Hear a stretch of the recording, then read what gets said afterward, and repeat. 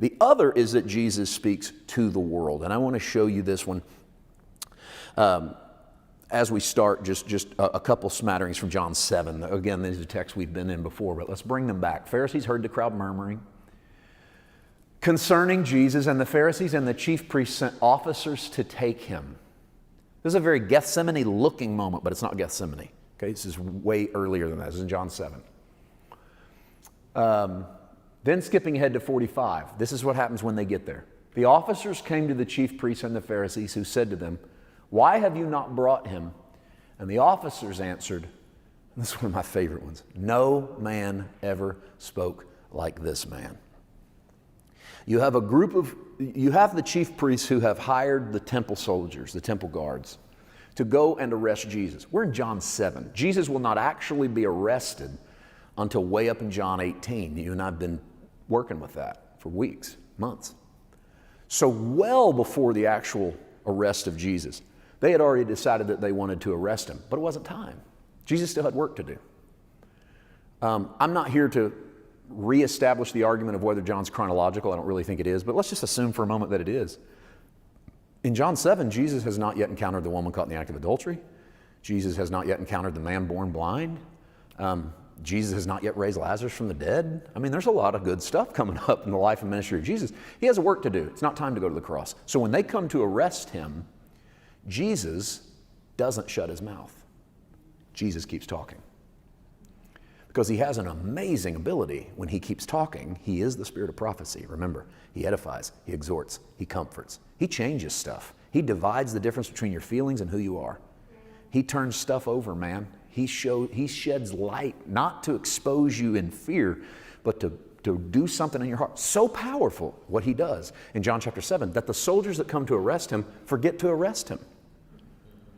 They don't pull the handcuffs out, so to speak. They wander back to the temple. And when the chief priests go, "Where is he? We sent you to arrest him." They go, "Never have we heard anyone talk like this man talked. Never has anyone spoke quite like this man spoke." Evil can be held at bay through the power of words.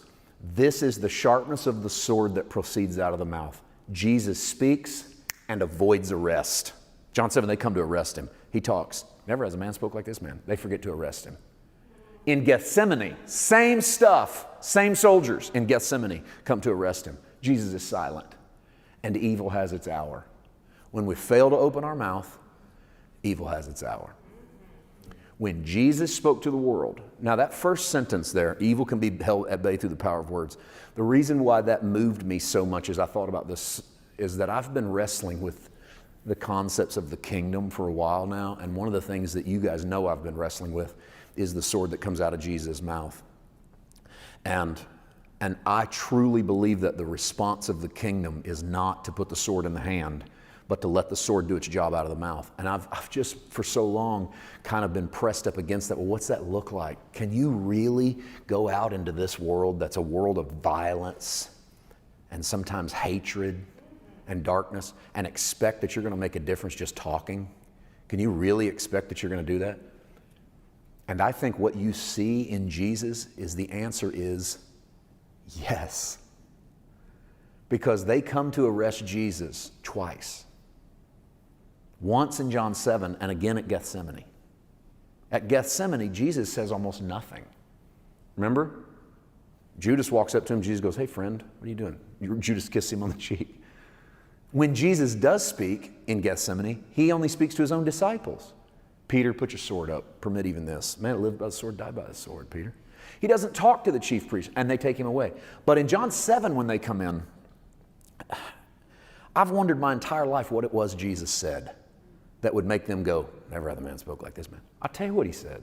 I don't know what he said, but the Lamb speaks. The testimony of Jesus is the spirit of prophecy.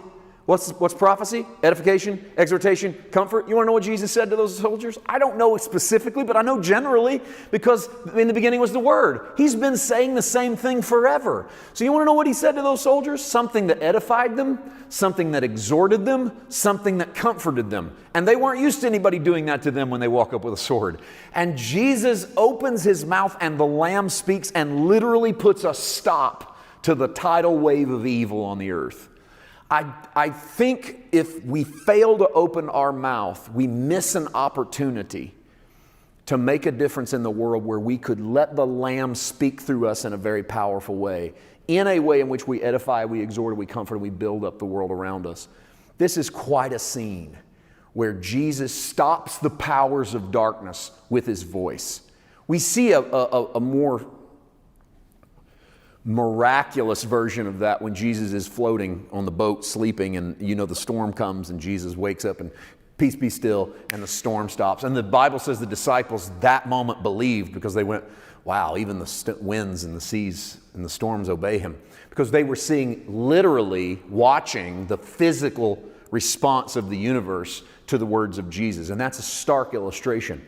But this one gets overlooked to me, where the soldiers say, never has a man spoken like this man. Because I'm just stunned at a group that goes to arrest him and doesn't arrest him because something comes out of his mouth. Think about the power of letting the Lamb speak in the world today. Think about what could happen if we responded to people the way Jesus responded to people. We have that power. We have that ability. And let the Lamb say what he's going to say in that hour.